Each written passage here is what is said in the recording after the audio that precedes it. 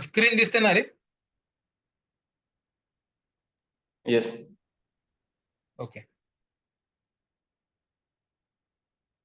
हा, तर आपण बघत होतो सीएसएस चं सिंटॅक्स. तर सिंटॅक्स काय? Tag in the square bracket attribute is equal to value. ठीक आहे, तर ॲज इट इज आपल्याला फक्त हा पार्ट करायचा आहे आणि फॉलो हे पार्टच करायचा सिंटॅक्स, याच्यात काही दुसरं हे नाही. हा syntax as it is part करायचा. तर इनपुट टॅग झाला आणि ॲट्रिब्यूट काय आयडी आहे, त्याच्या आतमध्ये आपण टाकणार ID is equal to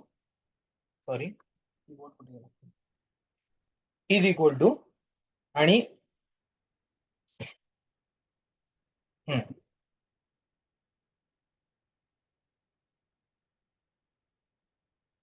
value. तर व्हॅल्यू काय त्याची? तर युजर नेम, त्याची कॉपी करू आपण.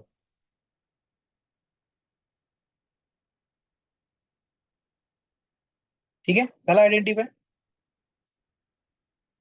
ठीक आहे, असं आपण कुठला पण करू शकतो. आता हे वापरून, तर हे एकाच झालं. आता इनपुट टॅग मध्ये बघा, दुसरा ऍट्रिब्यूट आपण एखादं घेऊ, जसं की नेम घेतलं, तर नेम पण युजर नेमच आहे. तर इथे मी जरी नेम टाकलं आयडीच्या जागी, तरी पण हा त्याला युनिकली आयडेंटिफाय करेल. ठीक आहे, आता आपण बाकीचे पण करून बघू. टाईप टाईपचे तर खूप सारे असतील. डेटा टेस्ट नावाचा ऍट्रिब्यूट वापरून बघू आपण.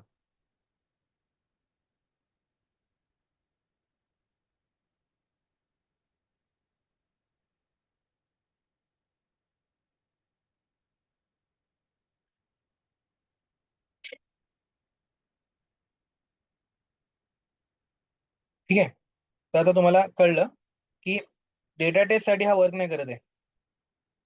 ठीक आहे, हे डेटा टेस्टचं नाही, सॉरी, आपण चुकीचं टाकलं.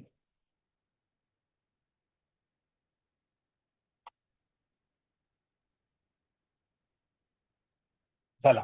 ठीक आहे, डेटा टेस्ट ऍट्रिब्यूट साठी वर्क झाला. आता दुसरा ऍट्रिब्यूट घ्या कुठलं तरी. प्लेस होल्डर ऍट्रिब्यूट घ्या.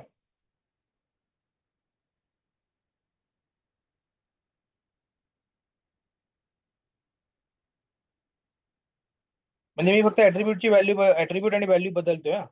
इनपुट टॅग मधल्या जेवढ्या ते मी वापरून बघतोय कुठले कुठले. इथे प्लेस होल्डर ऍट्रिब्यूट खूप सारे आहेत, आणि तुम्ही बघितलं की प्लेस होल्डर टाकलं आणि याचा फक्त युजर नेम तर यू कॅपिटल आहे. कंट्रोल सी झालं, यांनी पण आयडेंटिफाय केलं. म्हणजे तुम्हाला काय कळलं यांनी, की सीएसएस सिलेक्टर मध्ये आधी तुम्हाला कसं होतं, सिलेक्टेड जे टॅग होते, सिलेक्टेड जे ऍट्रिब्यूट्स होते तेच वापरू शकत होतात तुम्ही. जेव्हा नॉर्मल लोकेटर आपण प्रिमिटिव्ह वापरत होतो, आयदर नेम होतं, आयडी होता, क्लास नेम होता, त्याच्यानंतर एक इंडिव्हिज्युअल टॅग होता, आणि लिंक टेस्ट असेल आणि पार्शियल लिंक टेस्ट असेल तर ते वापरू शकत होतो. हे जर नसतील तर तेच आधीचे लोकेटर वापरताच येऊ शकत नव्हते. पण इथे जर तुम्ही बघाल तर हे कुठलेही टॅग घेते. प्लेस होल्डर नावाचा एक टॅग इथे दिसला, त्याने घेतला, त्याला काय प्लेस होल्डर नावाचा टॅग दिसला, त्याची व्हॅल्यू दिसली, जे दिसतंय ते तो घेतोय आणि त्याच्यात तो वर्क करून देतोय. त्यामुळे हा कशावर अवलंबून नाहीये की मला इथे इनपुटच टॅग पाहिजे किंवा मला आयडीच पाहिजे. हा काय म्हणतोय, मला एक प्रॉपर टॅग देतो आणि एक प्रॉपर असं नाव दे जे युनिकली आयडेंटिफाय करत असेल, जेणेकरून ते युनिक मला मिळेल. असं कुठलं पण दे, मी त्याच्यातनं तुला काय करून देईल, ते काढून देईल. हे कळतंय? म्हणजे याचा ऍडव्हान्टेज बघा काय, की हा कुठल्याही एका स्पेसिफिक प्रकारच्या ऍट्रिब्यूटवर डिपेंड नाहीये. जसे आपले आधीचे ज्या गोष्टी लोकेटर्स होते ते होते. म्हणजे जर तुम्हाला आयडी वापरायचा असेल तर आयडी ऍट्रिब्यूट तिथे कंपल्सरी पाहिजेच. नेम वापरायचा असेल तर नेम ऍट्रिब्यूट कंपल्सरी पाहिजेच. क्लास नेम साठी क्लास नेम ऍट्रिब्यूट कंपल्सरी पाहिजेच. टॅग नेम तर मल्टिपल एलिमेंट्स देत होता, तो टॅग पाहिजेच. पण लिंक टेस्ट साठी तिथे लिंक पाहिजे आणि त्याच्या आतमध्ये टेक्स्ट पाहिजे. पार्शियल लिंक तर टेक्स्ट पाहिजे. पण एक्सपाथ आणि सीएसएस सिलेक्टर असे आहेत की जे याच्या कशावर डिपेंड नाही आहेत. जे ऍट्रिब्यूट असेल आणि जी व्हॅल्यू असेल ते वापरून ते करू शकतात. हा, आता बघा, म्हणजे जसं याच्यामधला बघा, याच्यामधल्या आता डिपेंडंट गोष्टी पण आहेत. जसं आता पहिल्या टाईपचा हा सिंटॅक्स जर तुम्ही वापरलात, कशाचा? सीएसएस सिलेक्टरचा, तर हा आयडी वर डिपेंड आहे. हॅशचा जर सिंटॅक्स वापरला तर तिथे ऑब्व्हियसली आयडी पाहिजे तरच हा वर्क होईल. डॉटचा जर हा सिंटॅक्स वापरला तर ऑब्व्हियसली क्लास पाहिजे तरच तो वर्क होईल. पण त्याचा हा जो सिंटॅक्स आहे, हा जो जनरली वापरला जातो, तो म्हणजे तुम्हाला लक्षात ठेवायचा असेल तर हा एकच लक्षात ठेवला तरी खूप आहे. हा कुठली व्हॅल्यू असू दे, कुठलेही ऍट्रिब्यूट असू दे, कुठलीही व्हॅल्यू असू दे, काही फरक पडत नाही, हा याच्यावर वर्क होतो. म्हणजे हा जेनरिक आहे खूप, सगळ्यांसाठी तुम्ही याला वापरू शकता. हा आयडी असेल तरच वापरता येईल, हा क्लास असेल तरच वापरता येईल. तरी पण हा का वापरायचा? कारण हा शॉर्टकट आहे, याच्यामध्ये स्क्वेअर ब्रॅकेट वगैरे वापरायला लागत नाही. जर तुम्हाला दिसत असेल की एखादा क्लास आहे, एक युनिक आयडी आहे त्याला, तर मग डायरेक्ट टॅग हॅश आयडी करून टाका, शॉर्ट मध्ये काम होऊन जाईल. ठीक आहे. पण जर तुम्हाला नसेल कॉन्फिडन्स की तो युनिक आहे किंवा नाही, तर मग बेटर हा वापरा. हा जेनरिक आहे, याच्यामध्ये कुठल्याही इथे ऍट्रिब्यूटच्या जागी आयडी असेल, क्लास असेल, काही असेल, प्लेस होल्डर असेल तरी वर्क होईल, व्हॅल्यू तर काही चालते आपल्याला. कळलं तुम्हाला?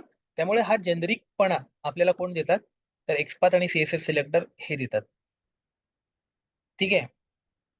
तर आता खालचा बघा, असा हा क्लास साठी, पण हा आपण वापरणार नाही आहोत, कारण आपल्याला एक जेनरिक मिळालंय. तर आता तुम्ही हा वापरून, हा सीएसएल वापरून कुठल्या पण वेब एलिमेंट सोबत डील करू शकता. जर तुम्हाला हा एकदा समजला तर. हे लक्षात आलं तुम्हाला? म्हणजे उद्या तुम्हाला वाटलं, की एखादं कुठलं पण एक रँडमली एक वेब एलिमेंट घ्या. जे मिळेल ते पेजवरचं वेब एलिमेंट तुम्ही घ्या आणि त्याचा कुठलं पण एक ऍट्रिब्यूट घ्या आणि कुठले पण एक व्हॅल्यू घ्या. आणि ते वापरून तुम्ही काय करू शकाल? त्याला अ, हे करू शकाल, लोकेट करू शकाल. म्हणजे समजा आपल्याला आता हे करायचंय, लॉग इन बटन. तर याचा फक्त तुम्हाला काय द्यायचं? टॅग. टॅग तर इनपुट आहे आणि व्हॅल्यू लॉग इन आहे. तुम्ही व्हॅल्यूच्या जागी फक्त इथे व्हॅल्यू टाका. हा व्हॅल्यू झाला ऍट्रिब्यूट आणि त्याची ऍट्रिब्यूटची व्हॅल्यू काय? परत लॉग इनच आहे. त्याला त्याने आयडेंटिफाय केलं. म्हणजे हा खूप युनिकली याला आयडेंटिफाय करतो, म्हणजे जेनरिकली आयडेंटिफाय करतो. ठीक आहे. तर इकडे बघा, मी या एका रँडम एका टेक्स्टला करतोय. तर याचा क्लास आहे लॉग इन पासवर्ड या स्टँडर्ड युजरचा.